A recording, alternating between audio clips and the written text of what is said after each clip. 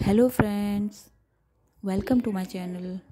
आज मैं एक नई वीडियो लेके आपके सामने हाजिर हुई हूँ। आज हम आंग्ल कर्नाटक युद्ध, जिसे हम अंग्रेज़ों और फ्रांसीसियों के बीच हुए युद्ध भी कहते हैं, इससे जुड़े हुए कुछ प्रश्नों की श्रृंखला मैं आपके सामने लेके आई हूँ। आज हम इससे जुड़े हुए प्रश्नोत्तर करेंगे। तो इससे पहले हमें इसके थोड़ी बैकग्राउंड में जाना होगा। दरअसल आंग्ल फ्रांसीसी युद्ध भारत में क्यों हुआ था? दरअसल ये युद्ध चल रहा था यूरोप में, दोनों देशों के बीच, और युद्ध चल रहा था ऑस्ट्रिया के उत्तराधिकार के लिए। और फ्रांस इस युद्ध में कूद पड़ा। उसे लगा अगर ऑस्ट्रिया, पहले ही जान लेते हैं कि ऑस्ट्रिया का उत्तराधिकार का युद्ध क्या था। ये था कि ऑस्ट्रिया का जो अंतिम पुरुष वंश का शासक था, यानी कि जो मेल शासक था, वो था चार्ल्स षष्ठम। उसकी हो जाती है मृत्यु। उसके बाद कोई भी उसका बेटा नहीं था, उसकी थी एक पुत्री, तो वो शासिका बनी। लेकिन वहाँ के नियम के हिसाब से उन लोगों ने उसे स्वीकार नहीं किया कि कोई स्त्री शासिका नहीं बन सकती है। तो इसी वजह से ये युद्ध चल रहा था उत्तराधिकार का। फ्रांस को लगा कि अगर ऑस्ट्रिया का विभाजन हो जाएगा तो मुझे भी कुछ हिस्सा मिलेगा, तो इसने ऑस्ट्रिया के अपोजिशन में वालों का साथ दिया और अंग्रेज़ों ने साथ दिया ऑस्ट्रिया का। ठीक है, इसमें लास्ट में जीत हो जाती है ऑस्ट्रिया की और मारिया थेरेसा जो थी वो शासिका बन जाती है। तो इस वजह से और अंग्रेज़ों और फ्रांस का युद्ध इसीलिए भी हुआ क्योंकि बाकी और भी रीजन्स थे, जैसे दोनों अमेरिका में अपने उपनिवेश एकाधिकार चाहते थे, वही एकाधिकार वो भारत में भी चाहते थे। अंग्रेज़ों ने डच और पुर्तगालियों को तो पहले ही भगा दिया था। तो फ्रांसीसियों, उन्हें लगा कि फ्रांसीसी यहाँ पे एकाधिकार जमाने आ रहे हैं, तो इनको भी ये भगा देना चाहते थे। ये भी एक रीजन था कि अंग्रेज़ और फ्रांसीसी आपस में शत्रु बने हुए थे, तो ये लोग जहाँ जहाँ जुड़े हुए थे एक दूसरे से, वहाँ वहाँ ये लड़ते थे जब भी यूरोप में युद्ध होता था। तो आज उसी से जुड़े हुए कुछ प्रश्नों के उत्तर हम करेंगे। इसे आंग्ल कर्नाटक युद्ध या फिर अंग्रेज और फ्रांसीसियों के बीच हुआ युद्ध कुछ भी कह सकते हैं। ठीक है, तो उससे जुड़े हुए कुछ प्रश्नोत्तर हैं, चलो उन्हें करते हैं।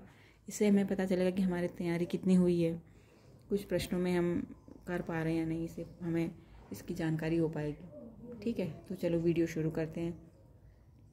आज का हमारा पहला प्रश्न है, कर्नाटक का प्रथम युद्ध कब हुआ था?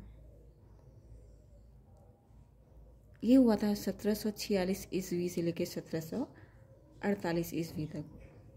ठीक है, भारत में इसी समय हुआ था। वैसे तो ये 1740 में स्टार्ट हो गया था, लेकिन जो भारत में हुआ था वो 1746 ईस्वी से 1748 ईस्वी तक हुआ था। इस युद्ध के समय जो फ्रांसीसी सेनापति था वो कौन था? वो था डुप्ले। ये बहुत ही योग्य सेनापति था, योग्य व्यक्ति था, बुद्धिमान। पांडिचेरी का गवर्नर कौन था? ये पांडिचेरी में ही ये बैठा करता था, वहीं से शासन चलाता था, मद्रास। ये पांडिचेरी जो है फ्रांसीसियों का मुख्य केंद्र था, तो वहाँ पे डुप्ले वहीं बैठा करता था। अगला प्रश्न है, मॉरिशस का गवर्नर कौन था? मॉरिशस एक और फ्रांसीसी बस्ती थी, जैसे पांडिचेरी थी वैसी मॉरिशस भी थी। वहाँ पे इसने बिठाया हुआ था किसको? ला बूर्दोने। ठीक है, अगला प्रश्न है, डुप्ले ने किसकी मदद से मद्रास अंग्रेजी बस्ती थी, इस पर अधिकार स्थापित किया, लेकिन डुप्ले ने इसको कैप्चर कर लिया था। किसकी मदद से किया था? यही ला बूर्दोने की मदद से। ये जल सेनाध्यक्ष था, इसकी मदद से इसने मद्रास पे अपना कब्जा कर लिया था। अगला प्रश्न है, युद्ध के समय कर्नाटक का नवाब कौन था?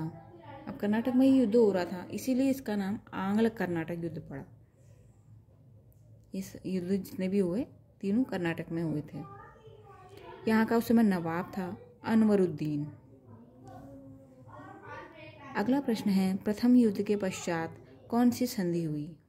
ये यूरोप में संधि हुई थी एक्स-ला-शापेल, और इसी कारण भारत में भी युद्ध समाप्त हो गया, प्रथम युद्ध। अगला प्रश्न है, कर्नाटक का दूसरा युद्ध कब शुरू हुआ?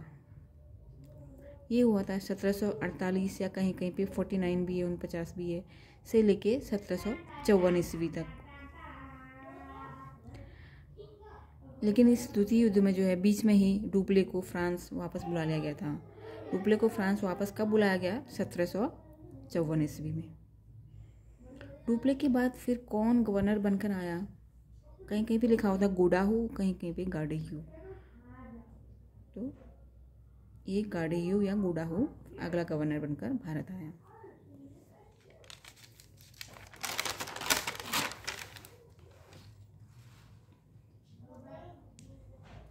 हमारा अगला प्रश्न है, युद्ध के बाद यानी द्वितीय युद्ध के बाद कौन सी संधि हुई? गोडाहू ने आते ही संधि कर ली, पांडिचेरी की संधि।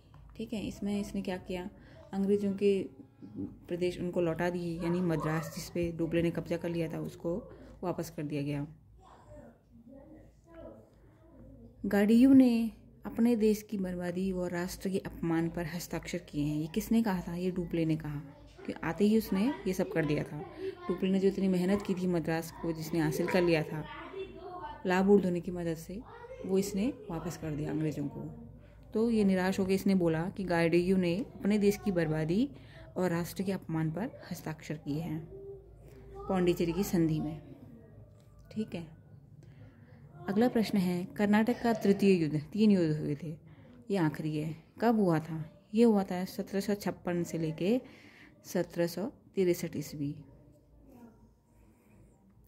इस तृतीय युद्ध को एक और नाम से जाना जाता है। इसे अन्य किस नाम से जाना जाता है? इसे सप्तवर्षीय युद्ध भी कहा जाता है, क्योंकि 7 साल तक युद्ध चला था। इसे सप्तवर्षीय युद्ध भी कहा जाता है, या कर्नाटक का तृतीय युद्ध भी कह सकते हैं।